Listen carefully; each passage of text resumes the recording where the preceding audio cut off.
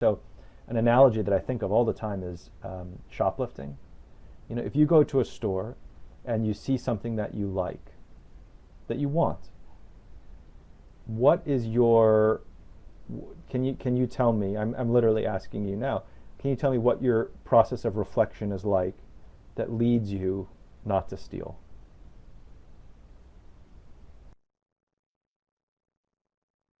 I don't know if I can tell you. It happens, but So I think it's wrong, right? Like yeah, stealing is, most people would say I don't even think about it. There is no process of reflection. It doesn't require me to have a memory of the social contract. It doesn't require me to have a feeling about the shopkeeper and how I don't want to take money from his or her pocket. Most people would say I just don't shoplift. I don't do it because I don't do it. It is my norm. It is how I have shaped my life. We need to somehow shape ourselves so that we don't steal from the planet and we don't steal from the future. And we need, if anything, it would be great if we could dispose of the reflection. And I think the best way to do that is to have rules in our lives and to have plans. I had a very, like a transformative experience. I did a reading, and at the end, there was a book signing, and about halfway into the line was a young couple. Let's say they were in their early 20s, and they came to the front of the line, and they opened their book in front of me to the page that is normally blank, that I would sign, but it was filled with their handwriting. And I said, well, what is this? And they said, we're going to get married at the end of the summer. And we decided when we were listening to you that we need to have a plan for what our life is going to be like together, because otherwise it will just be as it was. Because that's generally how it works with people. You do today what you did yesterday. The plan that they wrote was eat vegetarian unless served meat at a friend's house, eat vegan 2 days a week, don't own a car, and have no more than 2 children. And then instead of just having me sign it, they had a line at the bottom that said witness, and they wanted me to sign that. And I thought it was really funny and charming, and I loved seeing how they navigated their own conflicting inner voices. The part of them that says we have to eat less meat, with the part of them that says, yeah, but if we're going to a friend's house, we don't feel comfortable not eating what's served to us, what they spent their time and money to provide for us. I loved witnessing that, and I found it charming, and I chuckled.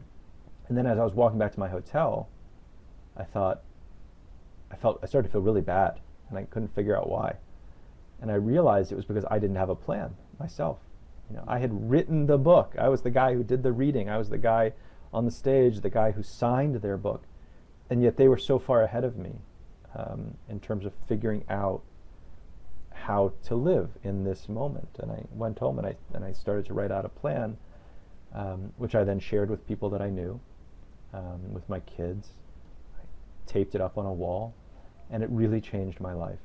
Before I wrote a plan, I thought, and I was very happy to say out loud to anybody who would listen, I'm going to fly less in 2020. Little did I realize how easy that would be. I'm going to fly less. The truth is, it was a completely empty statement. It lacked meaning, because I know what would have happened. Summer break comes around, and hey, what should we do?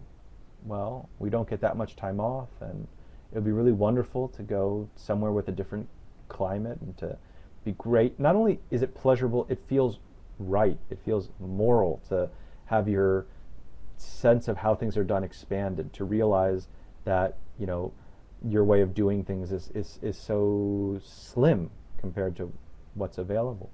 And I probably would have booked airplane tickets. I wrote a plan out that night in my hotel room that said I'm not going to fly for vacations in 2020. Because of that, because I had my values or my instincts codified, into a statement that has dates, numbers, names, then when summer break rolls around, I just won't even consider it, in the same way that I wouldn't even consider shoplifting, because this is who I am. So I would very, very strongly encourage everybody watching this who doesn't have a plan, and my guess is most people don't, because most people don't. It never even occurred to me, as I said, until I met this young couple, to just write it down You know, we know that there are 4 activities that matter more than all others when it comes to an individual's relationship to climate change, which are flying, driving, overpopulation, like controlling overpopulation, and eating. So I think it's a really productive, generative experience to sit down as an individual, to sit down with your partner or your family or your friends and say, what can we do about flying? And to say we're going to do it less is not to say anything. How much less? How are we going to distinguish between vacations and business trips? How do we think about eating? How do we think about our automobile use? And to write them down in statements and tape them to something and let people witness it, talk about it, that has changed my life.